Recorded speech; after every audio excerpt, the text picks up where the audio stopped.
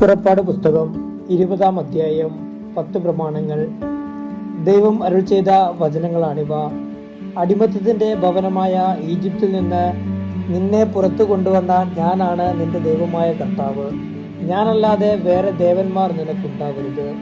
മുകളിൽ ആകാശത്തിലോ താഴെ ഭൂമിയിലോ ഭൂമിക്കടിയിലെ ജലത്തിലോ ഉള്ള ഒന്നിന്റെയും പ്രതിമയോ സ്വരൂപമോ നീ നിർമ്മിക്കരുത്. അവയ്ക്ക് മുൻപിൽ പ്രണമിക്കുകയോ അവയെ ആരാധിക്കുകയോ ചെയ്യരുത്. എന്തെന്നാൽ ഞാൻ നിന്റെ ദൈവമായ കർത്താവ് അസഹിഷ്ണുവായ ദൈവമാണ്. എന്നെ വെറുക്കുന്ന പിതാക്കന്മാരുടെ കുറ്റങ്ങൾക്ക് അവരുടെ മക്കളെ 3ഉം 4ഉം തലമുറ വരെ ഞാൻ ശിക്ഷിക്കും. എന്നാൽ എന്നെ സ്നേഹിക്കുകയും എൻ്റെ കൽപ്പനകൾ പാലിക്കുകയും ചെയ്യുന്നവരോട് 1000 തലമുറകൾ വരെ ഞാൻ കരുണ കാണിക്കും. നിന്റെ ദൈവമായ കർത്താവിൻ്റെ നാമം വൃഥ ഉപയോഗിക്കരുത്. തൻ്റെ നാമം വൃഥ ഉപയോഗിക്കുന്നവനെ കർത്താവ് ശിക്ഷിക്കാതെ വിടുകയില്ല. സാബത്ത് വിശുദ്ധ ദിനമായി ആചരിക്കണമെന്ന് ഓർമ്മിക്കുക. 6 ദിവസം അധ്വാനിക്കുക, എല്ലാ ജോലികളും ചെയ്യുക.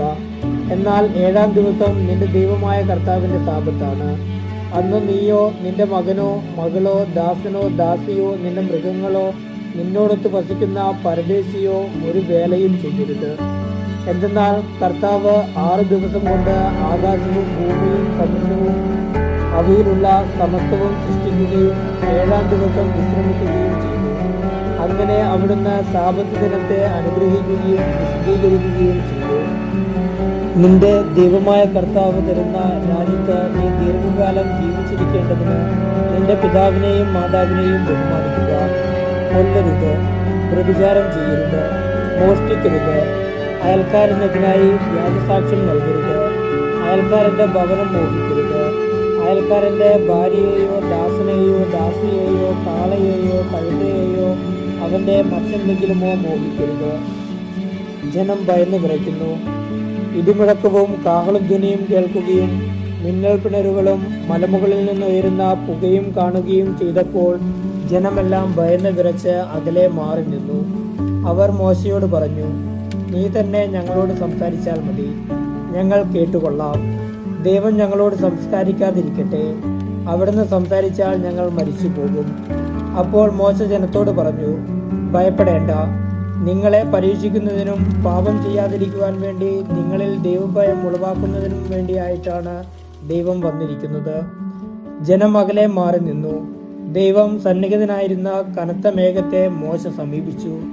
കർത്താവ് മോശയോട് പറഞ്ഞു, ഇസ്രായേൽക്കാരോട് പറയുക, ഞാൻ ആകാശത്തു നിന്ന് നിങ്ങളോട് സംസാരിച്ചത് നിങ്ങൾ തന്നെ കണ്ടല്ലോ. നിങ്ങൾ വെള്ളി കൊണ്ട് എനിക്കൊപ്പം ദേവന്മാരെ നിർമ്മിക്കരുത്, സ്വർണം കൊണ്ടും ദേവന്മാരെ ഉണ്ടാക്കരുത്. നിങ്ങൾ എനിക്ക് മണ്ണുകൊണ്ട് ഒരു ബലിപീഠം ഉണ്ടാക്കണം. അതിന്മേൽ ആടുകളെയും കാളകളെയും ദഹനബലികളും സമാധാന ബലികളുമായി അർപ്പിക്കണം.